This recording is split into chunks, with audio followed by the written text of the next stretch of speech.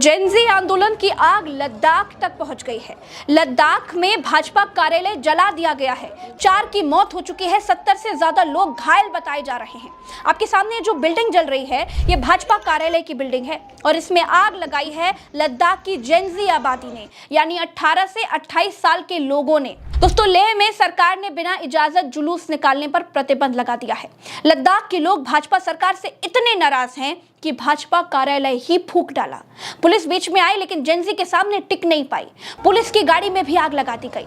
लंबे समय से लद्दाख को पूर्ण राज्य का दर्जा दिलाने के लिए पिछले 5 सालों से आंदोलन कर रहे सोनम वांगचुक ने इसे जेनजी रिवॉल्यूशन नाम दिया है। ये युवा पीढ़ी का बरास था, एक तरह का जेनजी रिवॉल्यूशन जो कि उनको सड़कों पे लाया। 5 सालों से वो बेरोजगार हैं, एक के बाद एक बहाने करके उन्हें नौकरियों से बाहर रखा जा रहा है और फिर लद्दाख को संरक्षण नहीं दे रहे हैं। मैं हमेशा बोलता आया हूं कि ये नुस्खा है समाज में अनरेस्ट का, सोशल अनरेस्ट का, कि आप बिना कामकाज के युवा को रखें और उनके जो लोकतांत्रिक अधिकार हैं उनको भी छीन लें ना। आज यहाँ पर कोई लोकतंत्र का मंच नहीं है और 6वां शेड्यूल जिसकी घोषणा की थी, वचन दिया था, वो भी नहीं माना गया।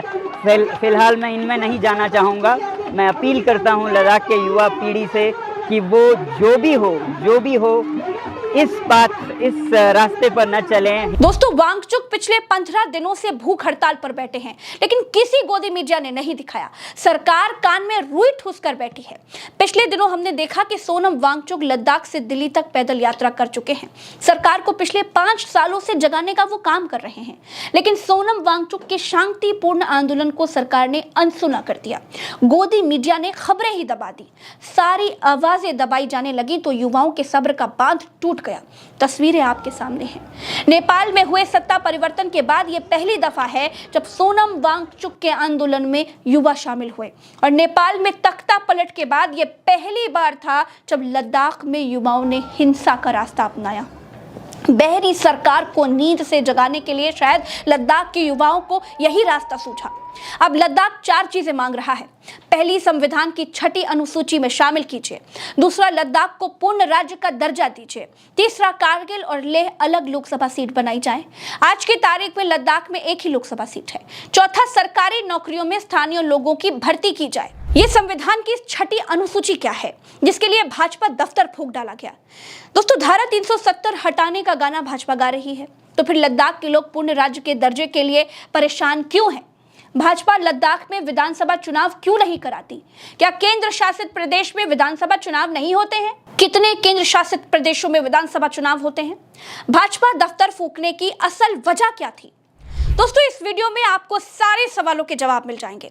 नमस्कार, मेरा नाम प्रज्ञा मिश्रा है और आप प्रज्ञा का पन्ना देख रहे हैं।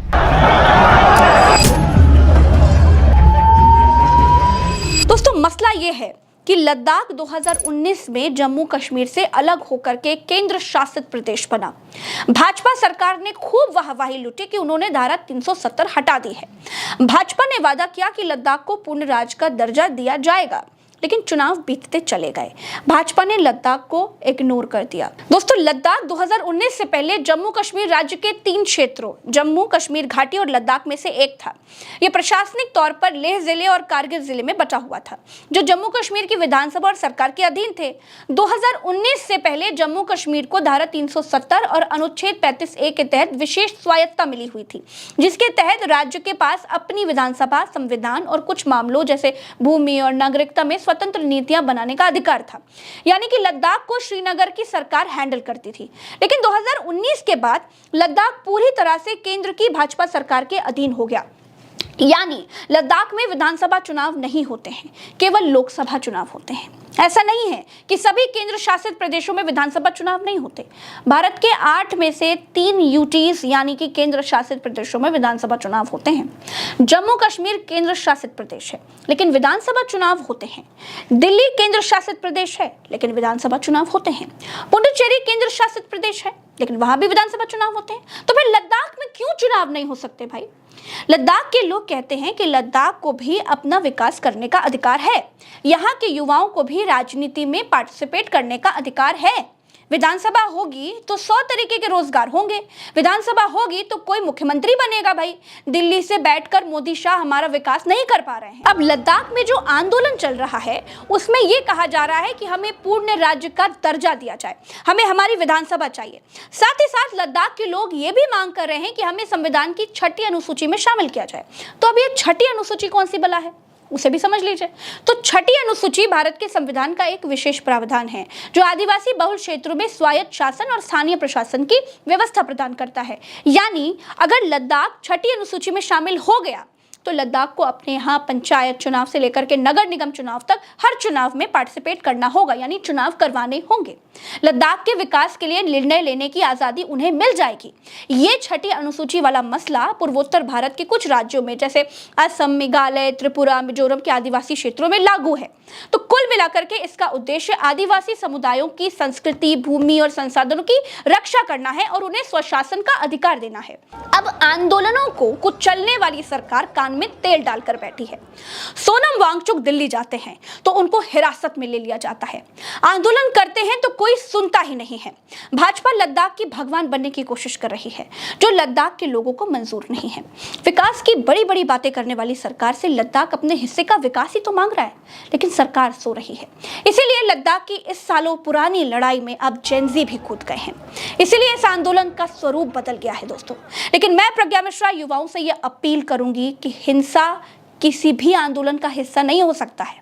मुझे उम्मीद है कि मैं आपको कम समय में लद्दाख के बारे में दोस्तों बहुत सारी चीजें, शुरू से हुए जेनजी आंदोलन के बारे में सब कुछ जरूरी बातें समझा पाई हूँ। आपने वीडियो यहाँ तक देखा, इसके लिए बहुत बहुत शुक्रिया। चैनल को सब्सक्राइब भी कीजिएगा। मुझे यानी अपनी प्रज्ञा को इजाज़त दीजिए। राम राम, दुआ सलाम, जय हिंद। लद्दाख के वो लोग जो हिंदी समझते हैं उनसे कहूँगी कि संयम बनाए रखिए, हिम्मत रखिए और हिंसा अच्छी चीज़ नहीं है। नमस्कार।